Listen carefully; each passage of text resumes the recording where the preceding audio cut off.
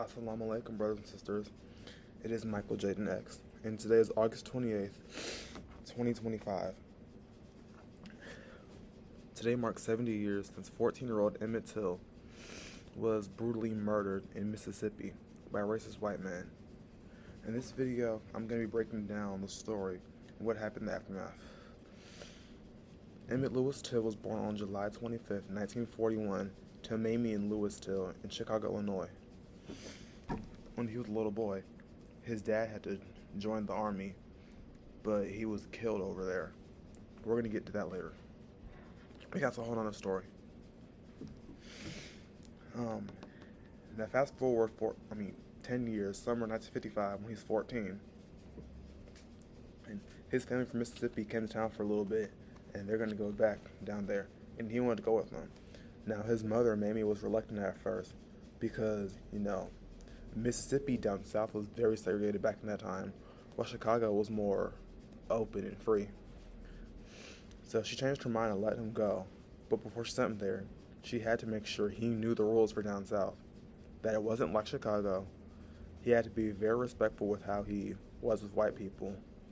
He had to say, yes sir, no sir, yes ma'am, no ma'am. Can't look at them directly in the face.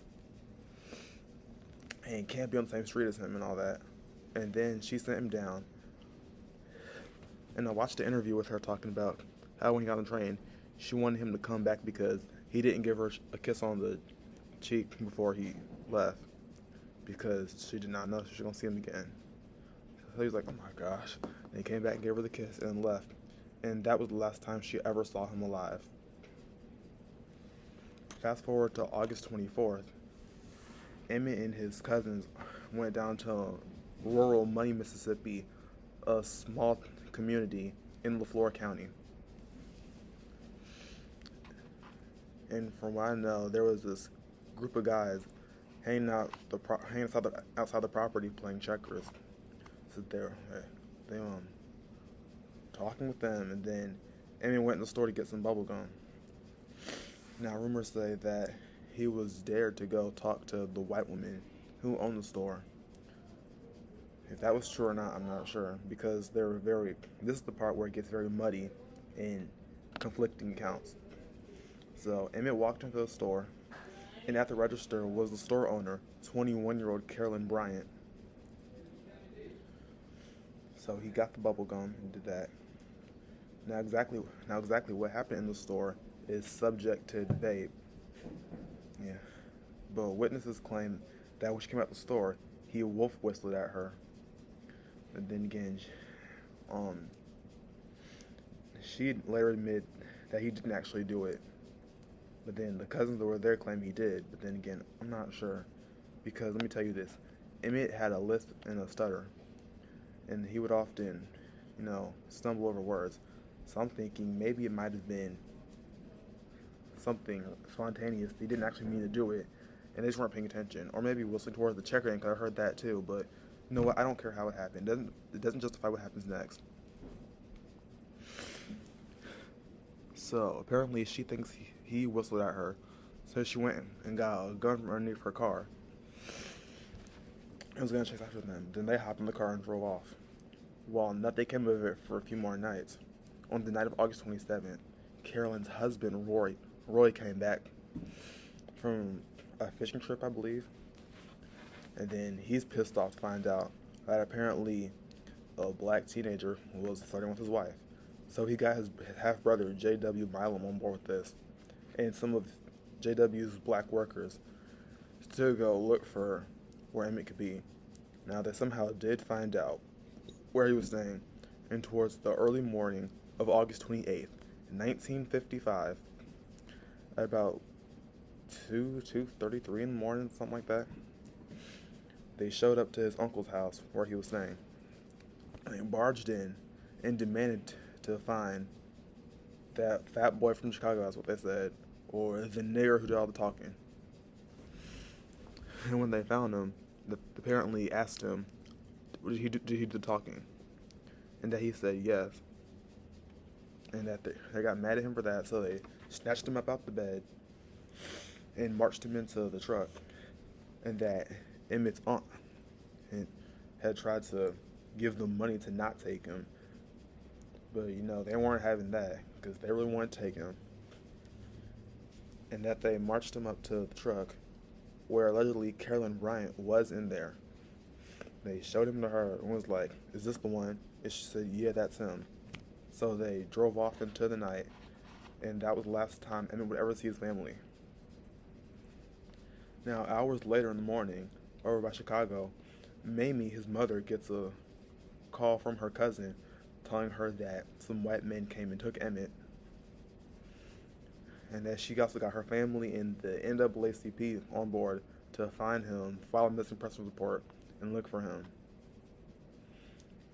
Then 3 days later, August 31st, a boy and his dad went to the Tallahatchie River to go fishing, and they found a body who was later identified as that of Emmett Till. Now, when they pulled his body from the river, he was so badly, decomposing, disfigured, mutilated, that at first they couldn't tell if it was him or not. But he had on a ring from his father's military days that confirmed it was him. They broke the news to Mamie, and like any mother would be, she was devastated. Yeah, and when the authorities found out that Roy Bryant and J.W. Milam came to Uncle House and kidnapped him, they were arrested on kidnapping charges. But when his body was found, they also got murder charges on there too. And basically what they went on to admit was that they kidnapped him from his family's home, drove him to a secluded area, like a barn, in the woods or something, and they taught him a lesson, telling him, "Hey, this ain't Chicago. You're not in the North. You do not whistle at our white women." And they beat him to death. He went where his face caved in. He was missing an eye, a bunch of teeth, and at some point even shot him in the head. Basically beat him till sunrise and threw his body in the river, hoping nobody would find him. But obviously it didn't work. September 2nd is when the train where all his family is at the train station in Chicago to come pick up the body, because originally the sheriff wanted to just bury Emmett's body in Mississippi and it would never make the news and nobody would know about it. But when his mother caught wind of this, she said, no, we're going to ship him back to Chicago, give him a funeral, and I'm going to make sure everybody knows what happened to my son. That was a bunch of back and forth, but she eventually got it. Yeah. So this is where my family at the train station, and as Mamie put it, when they took the box out containing the casket, it was like a big box, like a box inside of a box inside of a box. And it was too much for her. And if you've seen the pictures where she rushes towards it, and she just breaks down. She's like a heartbroken mother losing her son to violence.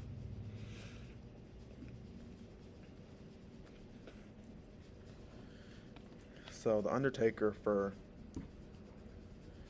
that they hired was A.A. Rayner, and he was working with this whole cover-up thing, talking about how the Mississippi officials agreed to ship his body back, but under the condition that the box could never be opened. And Mamie was like, absolutely not. I'm going to see my son. I'm going to see what happened to him. So that was much back and forth because A.A. Rayner didn't want to be in breach of that, risk getting in trouble. But Mamie was like, no, I don't care. I'm going to see what's in the box. I didn't sign anything to say that I'm not going to look, so I'm going to look at it. So he gave her what she wanted. She was like, okay, you just go home for a little bit, and then I'll call you and let you know when I have it open.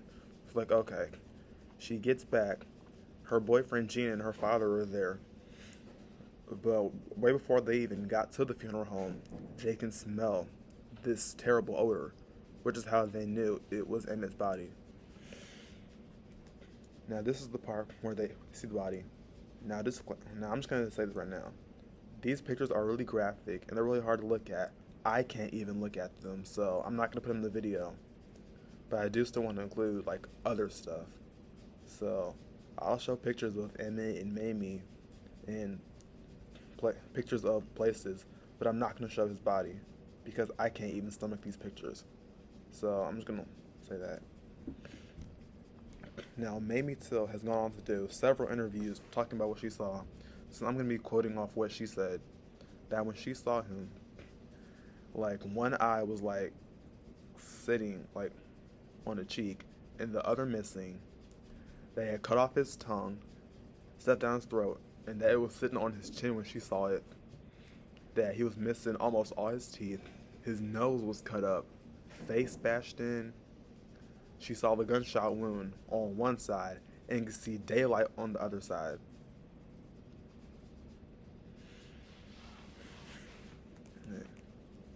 A really devastating and heartbreaking way to see her son. Now, when she was asked if she wanted his body to be fixed up or anyway, she said no, that she wanted everybody to see him just as she did, or nobody would believe it.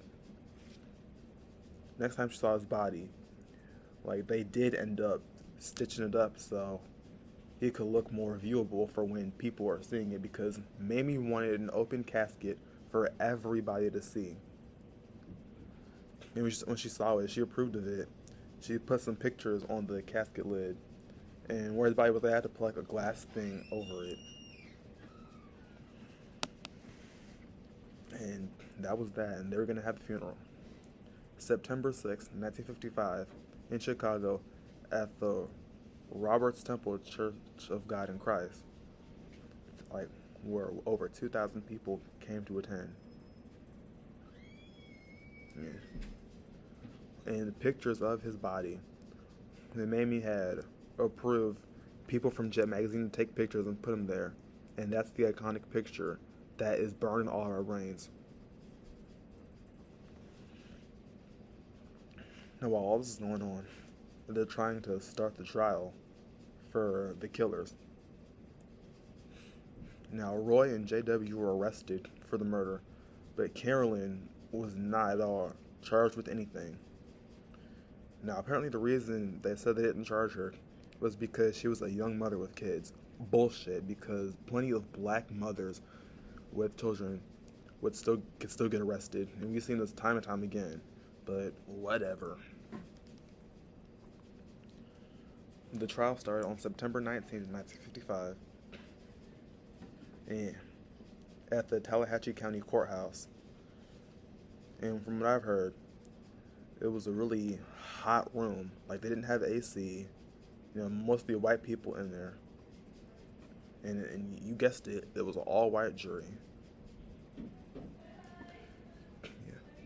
But what's heartbreaking about it is Mamie's testimony, because I couldn't find any core audio, so what I know is what I've seen in the limited series Women of the Movement, the movie Till, and the documentary Let the World See. And when she talks about how, as his mother, she would know it's her son. And because they're asking her, how did she know it's her son's body? Because she looked over it over and over, and she knows it would be her son because he's her son. Like, of course she would know her son's body, no matter how disfigured it would be.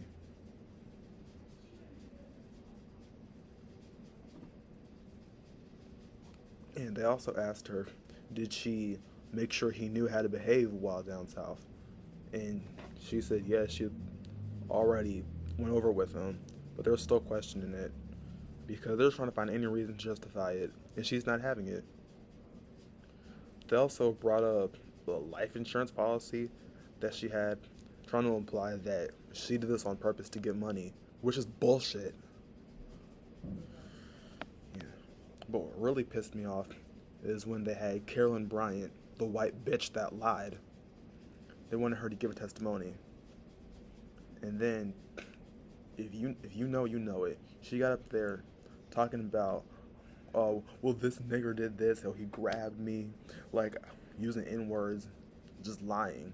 Talking about, oh, I reached out my hand for the money, and then he grabbed me, and then I had to jerk it loose. Really, lady?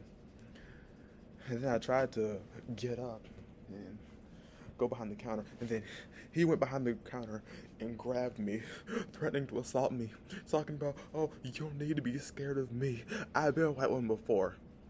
I know damn well that. This bitch is crazy. This bitch is lying.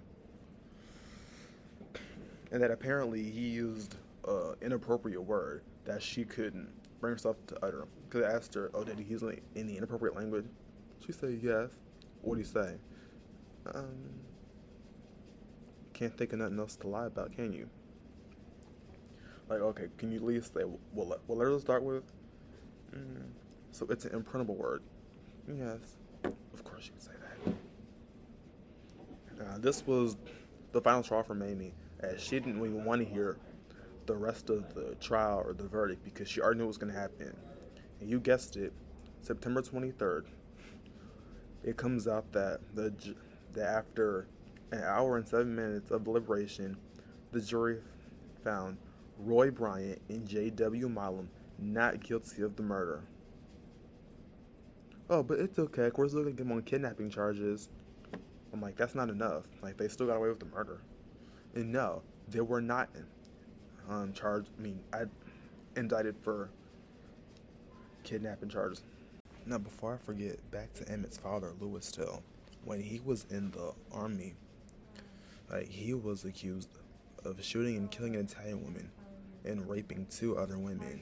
He went on trial, and despite one of the rape victims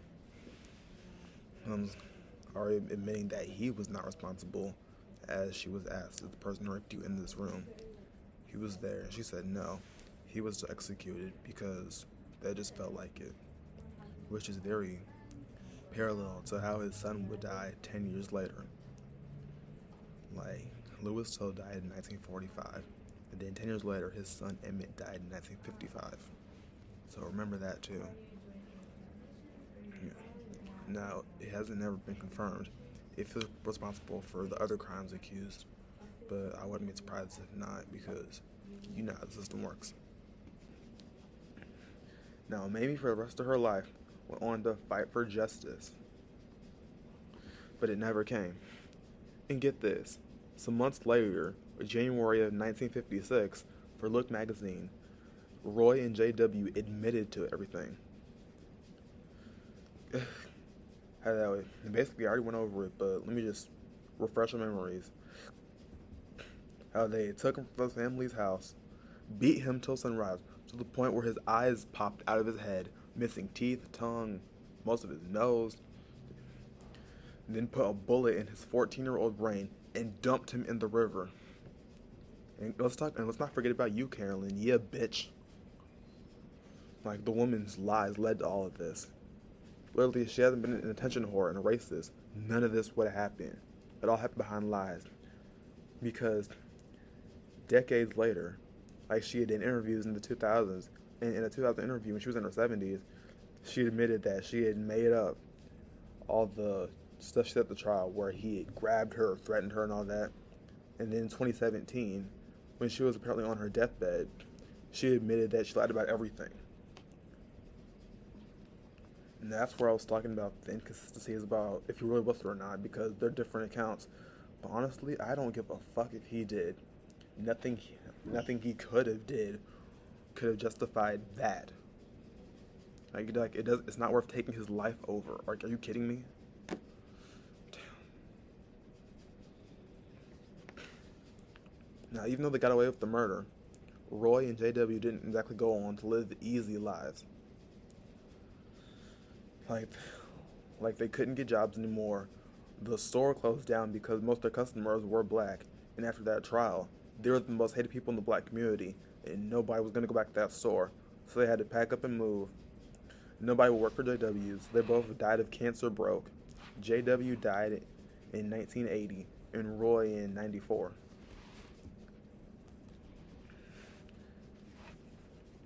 Now, as far as Emmett's family, his uncle, Moses Wright, had to go testify, where he boldly pointed out both the killers as that of kidnapping and killing his nephew. which was a really bold move. I'm glad he did. But that means he couldn't live in Mississippi anymore. So after the trial, him and his family moved to Chicago where they'd be safe. And that's where they lived the rest of their lives. Now some of his cousins are still alive because I've seen documentaries and interviews where they go to speak about it. And since today's anniversary, I'm sure I can expect to see something today. Yeah. Now, for Mamie Till, she and Gene, you remember him, they got married in 1957, and they stayed married until he died in 2000. Mamie never stopped fighting for justice for her son. And she would do interviews and do speaking tours. She even graduated from what's now known as Chicago State University to become a teacher. So she started teaching. So she did that. And then she died in 2003 at the age of 81 of a heart attack, I believe. Both Emmett and Mamie are interred at the Burr Oak Cemetery in Alsip, part of Chicago. Yeah, they're buried next to each other.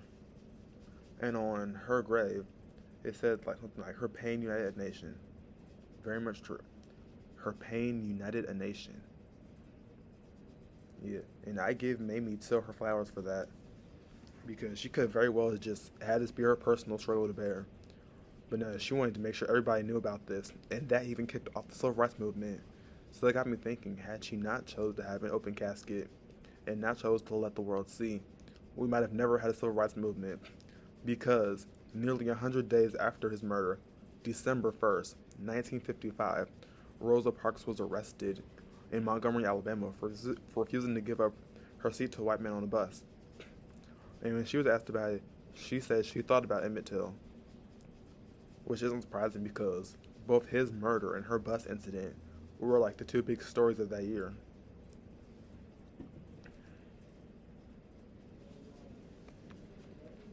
Now, Carolyn Bryant would move from state to state over the years. Like, at some point, she lived in Raleigh, North Carolina. Then, a few years ago, back in summer 2022, they had found an unserved arrest warrant with her name on it that the family found, and they were hoping to use that to finally get justice. And that she was found in Bowling Green, Kentucky, in hospice care, and that the Mississippi officials just still did not want to go after her. So that didn't happen. And then in April 2023, she died at the age of 88 from cancer in Louisiana, I believe. So all the killers got away with it, went to the graves without getting justice. You know they're rotting in hell, right? Shit, you think they in heaven? Shit, hell no, I highly doubt it. And from what I've heard, the killers, they're buried in cemeteries. But people say that people might have pissed on their graves because while the cemetery is well taken care of, those graves are like a really dead area of land. Like the grass is dead, doesn't grow. And you know what it means because, you pee on grass, it stops growing after a while. So, yeah, I'm sure it has. And Carolyn, she was cremated and her ashes are scattered in an Archer plantation, so if you want to go piss on that, then go ahead. Now, in forms of media, in 2022, we got the limited series, Women of the Movement, a 6-part series, from the perspective of Mamie Till and her fight for justice, and the same with the movie that came out months later, and also I believe a 3-part documentary called Let the World See, which interviews his real life family that's still living, even some celebrities, in Mamie's memoir, which is read by Nia Long.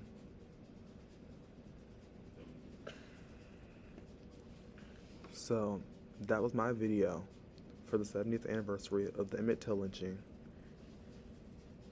And before I forget, March 29th, 2022, then President Joe Biden signed an anti-lynching act to make lynching a federal hate crime. So let me get that in before I forget. Now, that was the video. If you liked it, go ahead and like and subscribe. See you next time. Bye.